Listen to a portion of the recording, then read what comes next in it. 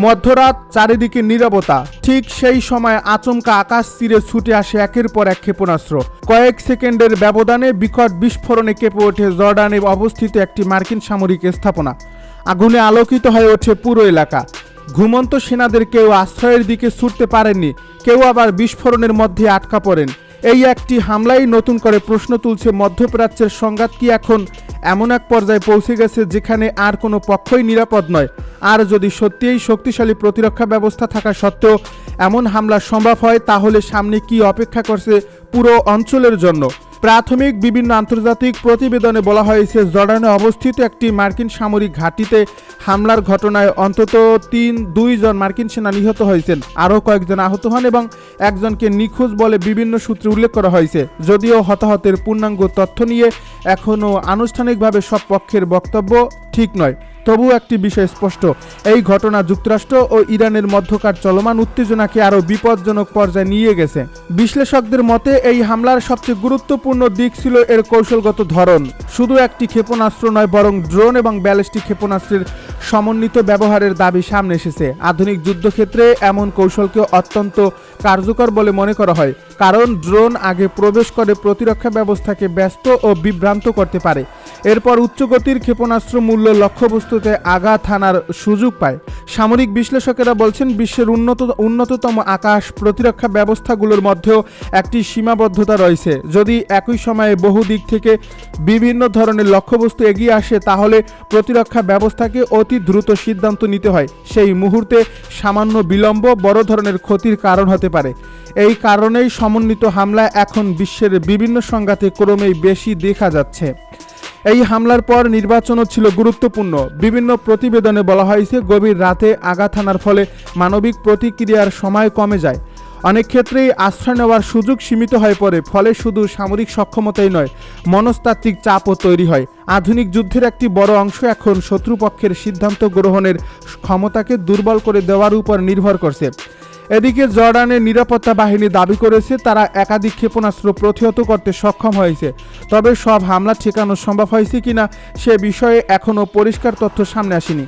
যুদ্ধ পরিস্থিতিতে উভয় পক্ষের দাবির মধ্যে পার্থক্য থাকা স্বাভাবিক নয়, তাই এসব তথ্যের অনেকগুলোই স্বাধীনভাবে যাচাই করা সম্ভব হয়নি। এরই মধ্যে ইরানের পক্ষ থেকে আরও বড় দাবি করা হয়েছে।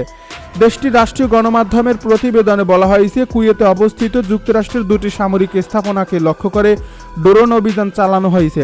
ওই প্রতিবেদনে গোলাবারুদ সংরক্ষণাগার, বিমান ঘাঁটির প্রতিরক্ষা ব্যবস্থা এবং রাডার স্থাপনাকে লক্ষ্যবস্তু করার কথা বলা হয়েছে।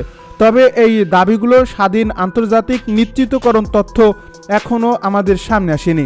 একটি স্পষ্ট বিষয় হয়ে উঠছে, সংঘাত আর একটি দেশের মধ্যে সীমাবদ্ধ নেই। জর্ডান, কুয়েত, কাতার, বাহরাইন, ওমান সহ পুরো উপসাগরীয় অঞ্চল এখন বাড়তি নিরাপত্তা ঝুঁকির মধ্যে রয়েছে। যুক্তরাষ্ট্রের সামরিক উপস্থিতি যেসব দেশে রয়েছে, সেসব স্থাপনাই এখন সম্ভাব্য লক্ষ্যবস্তু হিসেবে আলোচনায় উঠে আসছে। অন্যদিকে যুক্তরাষ্ট্র পাল্টা সামরিক তৎপরতা জোরদার করেছে বলে বিভিন্ন আন্তর্জাতিক সংবাদ মাধ্যম জানিয়েছে। ইরানের বিভিন্ন সামরিক স্থাপনা ও কৌশলগত এলাকায় বিমান হামলার খবর সামনে এসেছে। বিশেষ করে হরমুজ প্রণালীর আশপাশে নজরদারি ও সামরিক উপস্থিতি বৃদ্ধি পাওয়ার কথাও বিভিন্ন প্রতিবেদন উল্লেখ করা হয়েছে। হরমুজ প্রণালীকে ঘিরে উত্তেজনা বাড়ার কারণও অত্যন্ত গুরুত্বপূর্ণ। বিশ্বের সামুদ্রিক জ্বালানি পরিবহনের বড় একটি অংশ এই জলপথ দিয়ে পরিচালিত হয়। এর ফলে এখানে সামান্য অস্থিরতাও আন্তর্জাতিক জ্বালানি বাজারে বড় প্রভাব ফেলতে পারে। তেলের দাম বৃদ্ধি, পরিবহন ব্যয় বেড়ে যাওয়া এবং বৈশ্বিক সরবরাহ ব্যবস্থায় চাপ সৃষ্টি হওয়ার আশঙ্কা নিয়ে ইতিমধ্যেই আলোচনা শুরু হয়েছে।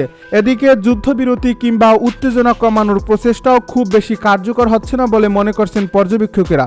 অতীতে বিভিন্ন মধ্যস্থতার উদ্যোগ নেওয়া হলেও সাম্প্রতিক ঘটনাগুলো দেখাচ্ছে উভয় পক্ষই এখনও নিজেদের অবস্থান থেকে সরে আসার কোনো ইঙ্গিত দিচ্ছে না, বরং পাল্টাপাল্টি সামরিক পদক্ষেপ পরিস্থিতিকে আরও জটিল করে তুলছে। সংঘাতের পাশাপাশি আরেকটি বিষয় নতুন করে আলোচনায় এসেছে, ইরানের পারমাণবিক কর্মসূচি। বিভিন্ন আন্তর্জাতিক গবেষণা প্রতিষ্ঠান এবং পর্যবেক্ষকদের বিশ্লেষণে বলা হচ্ছে, ইরানের সমৃদ্ধ ইউরেনিয়ামের মজুত আগের তুলনায় উল্লেখযোগ্যভাবে বেড়েছে। তবে এই তথ্যের ব্যাখ্যা নিয়ে মত পার্থক্য রয়েছে। বিমান প্রতিরক্ষা ব্যবস্থা, ক্ষেপণাস্ত্র সংরক্ষণাগার এবং অন্যান্য গুরুত্বপূর্ণ সামরিক অবকাঠামো, এছাড়া একটি নির্মাণাধীন পারমাণবিক বিদ্যুৎ কেন্দ্রের আশপাশে হামলার দাবিও সামনে এসেছে। তবে এসব তথ্যের সবকয়টির স্বাধীন যাচাই এখনও সম্ভব হয়নি। অন্যদিকে তেহরান এই হামলাকে আন্তর্জাতিক আইন ও রাষ্ট্রের সার্বভৌমত্বের সুস্পষ্ট লঙ্ঘন হিসেবে বর্ণনা করেছে। ইরানের কর্মকর্তাদের দাবি, এই ধরনের সামরিক পদক্ষেপ শুধু আঞ্চলিক উত্তেজনায় বাড়াচ্ছে না, বরং কূটনৈতিক সমাধানের সম্ভাবনাকেও আরও দুর্বল করে দিয়েছে। তবে উত্তেজনা সেখানেই থেমে থাকেনি। মার্কিন হামলার কয়েক ঘন্টার মধ্যেই ইরানের সামরিক বাহিনী দাবি করে তারা কুয়েতে অবস্থিত দুটি মার্কিন সামরিক স্থাপনাকে লক্ষ্য করে ড্রোন অভিযান পরিচালনা করেছে।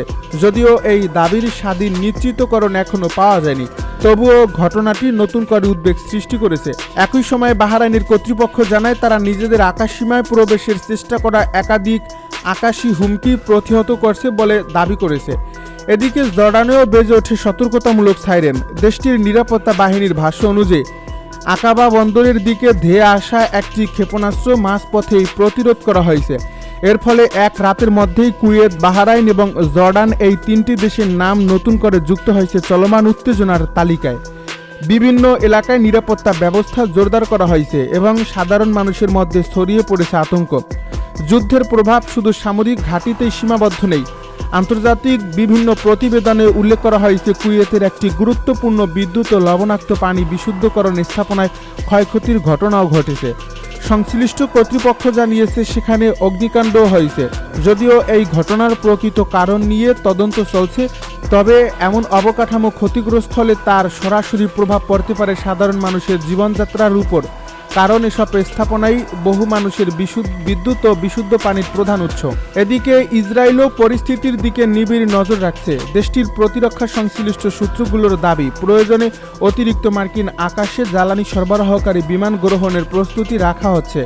যদিও সর্বশেষ মার্কিন অভিযানে ইসরায়েল সরাসরি অংশ নিয়েছে এমন কোনো আনুষ্ঠানিক তথ্য প্রকাশ করা হয়নি, তবুও সামরিক প্রস্তুতির এই ইঙ্গিত বিশ্লেষকদের কাছে গুরুত্বপূর্ণ বলে বিবেচিত হচ্ছে।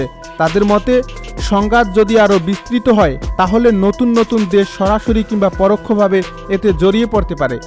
বর্তমান উত্তেজনার অন্যতম বড় মোড় আসে জর্ডানে অবস্থিত একটি মার্কিন সামরিক ঘাঁটিতে হামলার ঘটনার পর। যুক্তরাষ্ট্র জানিয়েছে ওই হামলায় 2 মার্কিন সেনা নিহত এবং আরও কয়েকজন আহত হন। ওয়াশিংটন এই ঘটনার জন্য ইরান সমর্থিত গোষ্ঠীগুলোকে দায়ী করে কঠোর প্রতিক্রিয়ার ঘোষণা দেয়। এরপর থেকেই শুরু হয় পাল্টাপাল্টি সামরিক অভিযানের নতুন অধ্যায়। প্রতিশোধের এই ধারাবাহিকতা এখন এমন এক পর্যায়ে পৌঁছেছে যেখানে প্রতিটি হামলাই যেন পরবর্তী হামলার পথ আরও প্রশস্ত করে দিচ্ছে।